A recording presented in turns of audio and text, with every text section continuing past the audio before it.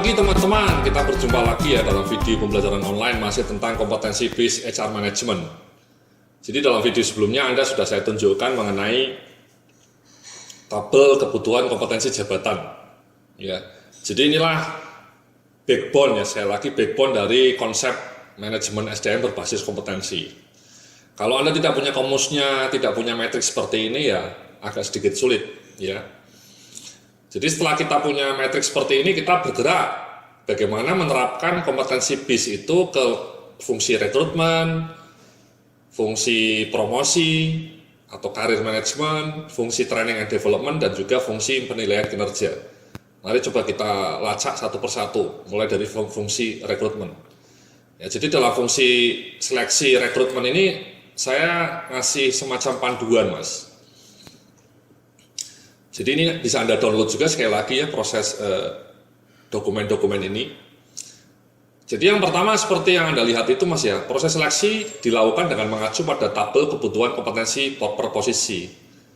Jenis kompetensi dan level kompetensi yang dipersyaratkan dalam tabel tersebut menjadi acuan kriteria dalam proses seleksi. Jadi contoh misalnya untuk posisi manajer SDM, maka kandidat harus memenuhi antara lain kompetensi manajemen kinerja minimal skalanya 5, kompetensi hubungan industrial skalanya 5. Jadi mengacu ke sini Mas. Ya. Misalnya Anda mau merekrut staf SDM, ya dia kompetensi minimalnya ini Mas. Ya, ini pengembangan SDM-nya harus 3, manajemen kinerjanya harus 3, harus tahu mengenai HI, ya, mengenai administrasi perkantoran juga, komputer skills-nya juga harus 3. Kalau mau merekrut manajer SDM ya 555 ini kecakapannya. Jadi ini adalah minimal ketika Anda mau merekrut orang, mau merekrut karyawan baru, posisinya dilihat, inilah kompetensi minimal yang mereka harus penuhi ketika mau direkrut, mau diseleksi. Ya. Jadi itu pertama. Jadi sekali lagi jenis kompetensi dan skala kompetensi yang dipersyaratkan merupakan kriteria untuk menentukan apakah kandidat layak diterima sebagai pegawai atau tidak. Ya. Nah pertanyaannya bagaimana kemudian, ini yang kunci nih Mas, bagaimana menguji kompetensinya Mas? Bagaimana supaya kita tahu manajer SDM itu sudah ada di angka 5 atau baru di angka 4? Bagaimana tahu kita staf SDM ini skala kompetensi untuk pengembangan SDM-nya sudah di angka 3 atau baru di angka 2. Ya, sekali lagi, angka 2, angka 3-nya mengacu ke skala ini Mas ya, yang tadi kamus kompetensi tadi ya.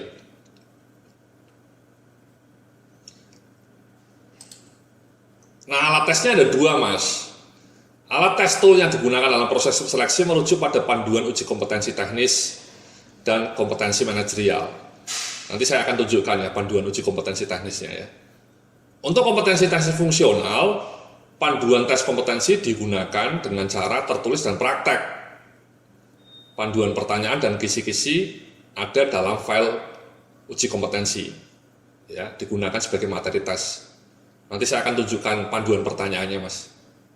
Jawaban dan hasil praktek dari para calon pegawai kemudian dinilai untuk kemudian dikelompokkan dalam level kompetensi yang sesuai dengan jawaban yang diberikan.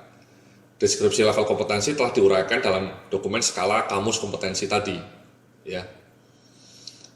Jadi intinya adalah kita kemudian harus, ini memang opsional Mas ya, ketika Anda mau merekrut karyawan baru, itu memang kadang-kadang hanya interview Mas ya, Anda tidak melakukan tes tertulis atau praktek.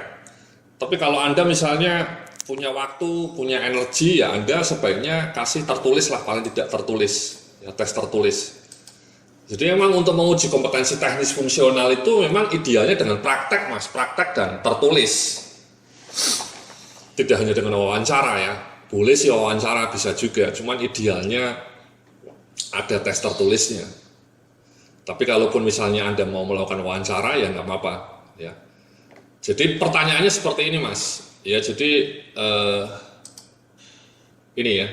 Ini panduan kisi-kisi pengetahuan dan keterampilan untuk menguji kompetensi teknis fungsional SDM, legal, dan general affair.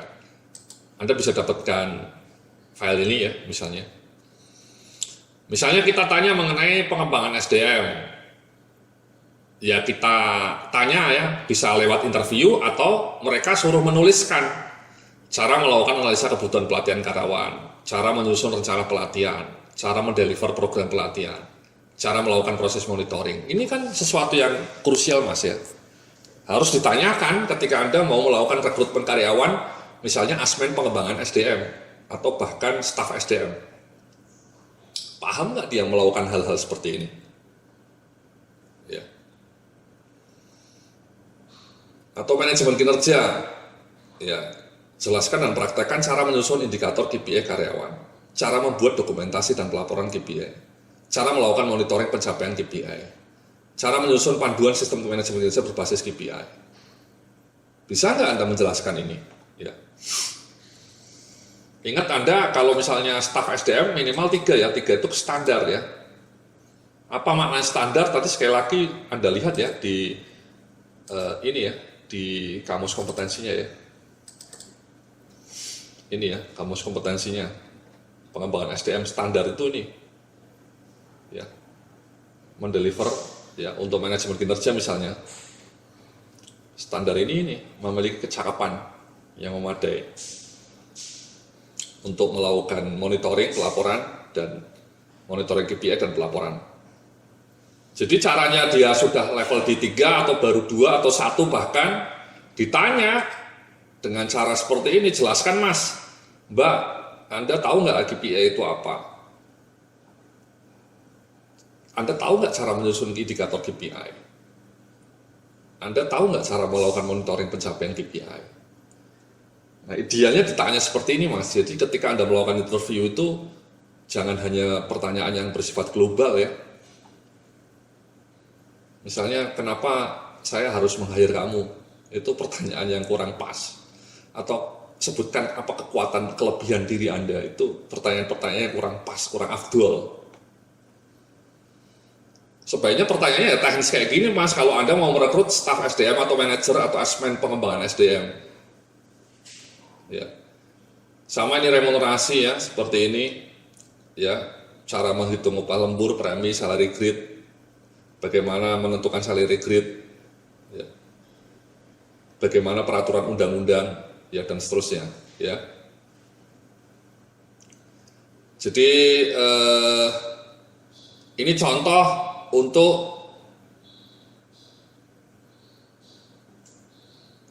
mengetahui kompetensi teknis seseorang dalam bidang SDM, legal, dan general affair. Ya.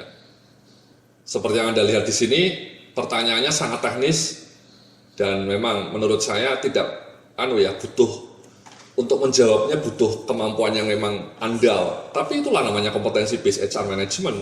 Kalau Anda mau merekrut orang bagian SDM, ya dia harus menguasai ini, ilmu pengembangan SDM, ilmu manajemen kinerja, ilmu manajemen remunerasi. Levelnya bahkan 5 ya. Jadi ini Mas ya, ini pertanyaan ini bisa Anda gunakan untuk assessment calon rekrutmen karyawan baru, atau bahkan misalnya Anda mau melakukan promosi nanti ya, nanti saya cerita lagi ya. Tapi ini untuk rekrutmen, jadi idealnya Anda merekrut karyawan itu dites tertulis, disodorin aja Mas ini pertanyaannya seperti ini, mereka suruh jawab secara tertulis, bisa nggak? Nah, nanti jawabannya itu Anda analisa, Anda kategorikan kira-kira dia sudah masuk di level 3 atau baru di level 2 atau bahkan di level 1 atau jangan-jangan sudah di level 4 ya. Jadi memang untuk mengetahui kemampuan kompetensi fungsional itu memang lebih mudah Mas ya dibanding kompetensi manajerial ya, karena ini berkaitan dengan disiplin ilmu tertentu. Jadi sangat ini langsung bisa diketahui ya pemahaman Anda. Kalau Anda tidak begitu paham mengenai dunia manajemen SDM, ya mungkin Anda akan kesulitan menjawab pertanyaan-pertanyaan seperti ini. Ya. Kalau Anda tidak tahu mengenai pengembangan SDM, mungkin Anda tidak begitu fasih menjawab pertanyaan-pertanyaan seperti ini. Jadi itu Mas ya, cara untuk melakukan assessment, rekrutmen atau seleksi karyawan baru dengan berbasis kompetensi. Jadi ini adalah kompetensi fungsionalnya, ya. Jadi untuk kompetensi fungsional, ya. Jadi ditanya dengan tertulis atau praktek, ataupun ya ditanyalah kalau misalnya Anda malas untuk menganalisa jawaban tertulis, ya Anda tanya di interview, waktu interview Anda tanya pertanyaan-pertanyaan seperti ini. Tahu nggak Anda cara melakukan analisa kebutuhan pelatihan karyawan? Tahu nggak cara melakukan menyusun rencana pelatihan dan seterusnya ya. Tapi menurut saya sebaiknya tertulis mas, ya. Tertulis. Itu untuk kompetensi fungsional, ya. Sekali lagi jawaban dan hasil praktek, jawabannya lah ya, kalau prakteknya tidak ada waktu ya, tidak perlu praktek ya jawaban aja ya. Dikelompokkan, dia masuk level mana. Misalnya setelah dikasih pertanyaan jawabannya rata-rata aspeknya di sini nilainya cuma 2, di sini nilainya cuma 2, di sini 3. Ya sudah, dia tidak bisa diterima sebagai asuhan pengembangan SDM. Jadi standarnya tinggi. Atau misalnya staf SDM ini, Anda mau rekrut staf SDM baru, ketika ditanya mengenai pengembangan SDM, mengenai teori manajemen kinerja sesuai dengan pertanyaan ini ya, dia gelagapan, tidak bisa menjawab apa itu KPI, bagaimana cara memonitor KPI. Dia di sini mungkin jawabannya cuma levelnya 1, di sini 1, di sini 1. Ya sudah, tidak lolos mas. Ya, apa boleh buat? Ya. Jadi sekali lagi ini standarnya emang cukup tinggi mas ya, ada 555 ya. Kalau menurut Anda misalnya standarnya terlalu tinggi ya mungkin bisa Anda turunkan, misalnya di sini cukup 33 saja untuk asmen. Baru manajer aja yang 5. Boleh juga ya, tergantung kebijakan perusahaan Anda ya. Atau Anda mau merekrut manajer SDM baru, ketika ditanya mengenai manajemen kinerja, pertanyaan-pertanyaan tadi tidak bisa menjawab juga. Ya, tidak tahu. Dia cuma jawabannya, cuma nilainya cuma 3. Ya tidak lolos juga mas. Ya. Jadi itu mas ya, sekali lagi ya, Anda mungkin tidak semuanya harus ditanyakan mas ya, mungkin untuk manajer, untuk orang SDM cukup yang ini saja ya, 5 ini ya, ditanyakan lah ya. Jadi 5 ini yang ditanyakan dalam tes tertulis atau wawancara ketika rekrutmen.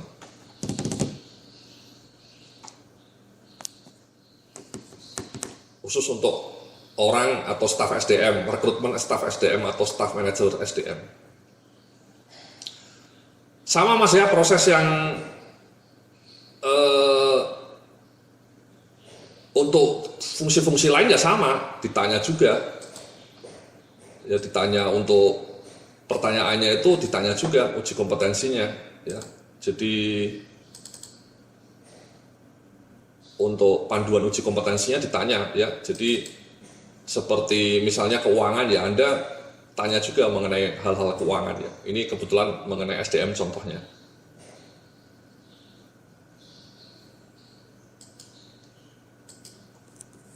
Jadi itu mas ya, yang pertama ya, Anda tanya mengenai kompetensi fungsionalnya, sekali lagi dengan cara tes tertulis ataupun praktek bahkan ya. Kalaupun Anda tidak punya waktu ya mungkin dengan wawancara saja, tapi pertanyaannya mengacu ke yang sudah saya berikan ini, ya, pertanyaannya mengacu ke sini.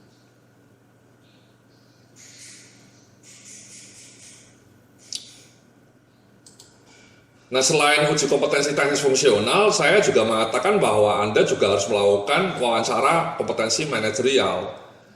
Nah ini bisa dilakukan dengan wawancara saja mas, ya kalau ini bisa dilakukan dengan wawancara, ya. Jadi untuk kompetensi manajerial, panduan uji kompetensi digunakan sebagai bahan untuk wawancara. Ya, nanti saya tunjukkan. Pertanyaan yang telah diuraikan dalam panduan dapat digunakan sebagai bahan wawancara dengan para kandidat. Jawaban dari para calon pegawai kemudian dinilai dan dikategorikan dalam level kompetensi yang sesuai dengan jawaban yang diberikan. Ya. Nanti saya akan tunjukkan dalam video sesudah ini mas ya.